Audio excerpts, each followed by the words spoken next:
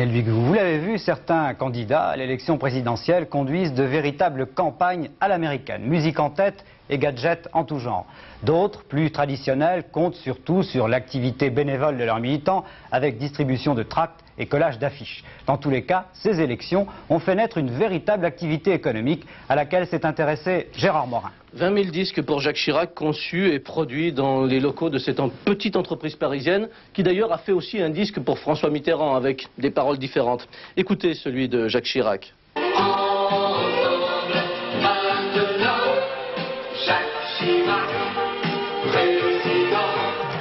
Disques, badges, autocollants, au total dépenses modérées dans ce genre de propagande, le candidat Jacques Chirac préfère de loin l'affichage. Pour Valéry Giscard d'Estaing, c'est très différent. Ces jeunes supporters ont constitué un véritable service de promotion par le gadget.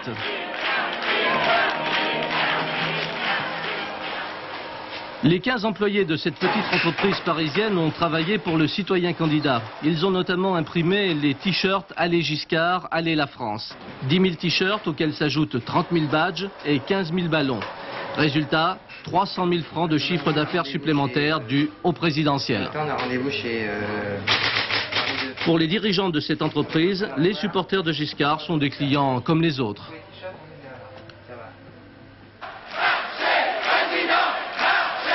Pas de gadgets chez les communistes. Les collaborateurs de Georges Marchais refusent ces méthodes de promotion. Ils font tourner beaucoup d'imprimeries, mais ils n'ont pas voulu que nous filmions dans l'une d'entre elles. Chez François Mitterrand, on retrouve les gadgets, un peu comme chez VGE. Badges, allumettes, t-shirts et même parasols au nom du candidat socialiste. Les chiffres sont publics. Pour payer ces divers matériels de propagande, le PS a prévu 600 000 francs. Pour l'affichage et les tracts, au total, 6 500 000 francs. Afin de réaliser les affiches de François Mitterrand et aussi sa profession de foi, document officiel en 40 millions d'exemplaires, cette imprimerie a embauché quelques intérimaires et décidé beaucoup d'heures supplémentaires. Au total, les élections présidentielles rapportent ici plusieurs millions de francs. Le patron de l'imprimerie est socialiste, mais cela ne l'empêche pas de travailler aussi pour Michel Debré. Les affaires sont les affaires. Les candidats qui ont des gros moyens financiers font preuve de beaucoup d'imagination pour leurs objets de propagande. Mais les autres, ceux qu'on appelle les petits, se contentent de tracts ou d'affiches politiques.